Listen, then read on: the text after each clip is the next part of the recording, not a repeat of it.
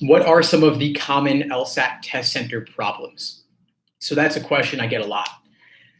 One problem is the desk is too small. One problem is the person next to me is annoying. They could be blowing their nose. They could be erasing really heavily. They could be knocking into you a little bit. Maybe the room is too hot. Maybe the room is too cold. Maybe the proctors are circling around. Maybe they're even talking to each other or talking on their cell phones, or there's a marching band playing outside, or the fire alarm goes off. Now, I'm not saying any of these things are likely to happen, but they might happen. It's entirely possible. And you want to do what you can to minimize the risk of that happening. So, or at least how you respond to it. So, problems with the proctors.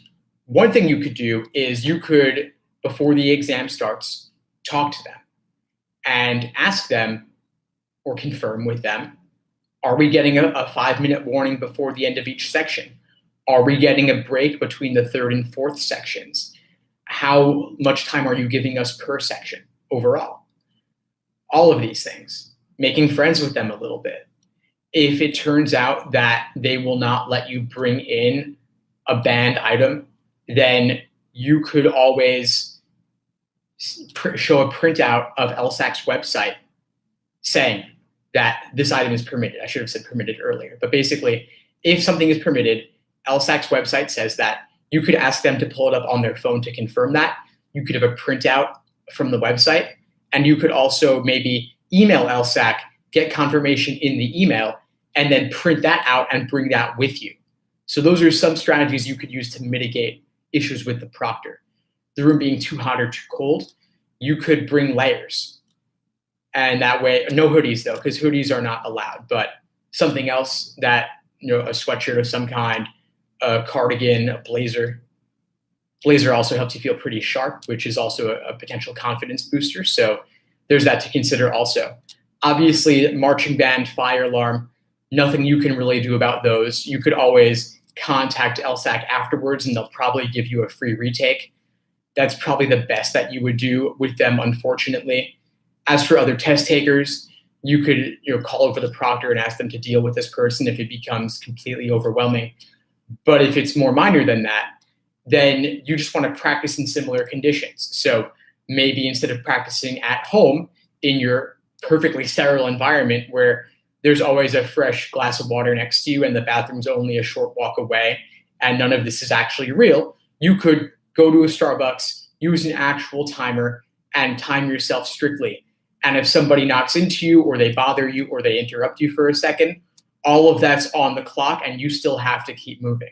So practice to make it as real for yourself as possible and do whatever you can to think about what is my worst case scenario and how can I prepare against it so that when I encounter it on test day, it's not the first time that I'm dealing with this issue.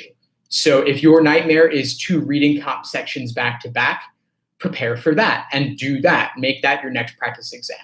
If it's 3 logical reasonings back to back, then do that. The test is Saturday. It's about 3 days away. So you could do a timed LSAT on Wednesday or Thursday the week before, and then review it the following day, and then take the day before off. That's typically the schedule I would recommend in the final week. This is not the time to do 3 full-length exams back-to-back on consecutive days. This is not the time to come up with a whole new course of action. This is not the time to try out anything completely new.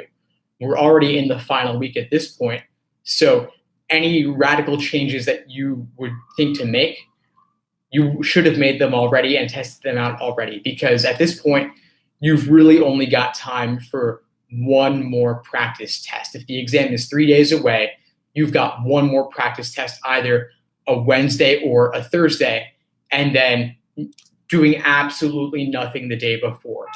The only thing you can do the day before is relax, minimize time on the internet, minimize time on message boards and forums, even my website. Don't spend much time on there. Just read only about preparing for test day specifically. You could watch videos like this one. I have a few others. And you could simply just take it easy, because at this point, either really you know it or you don't. So shore up your weak areas, yes, but that's pretty much it.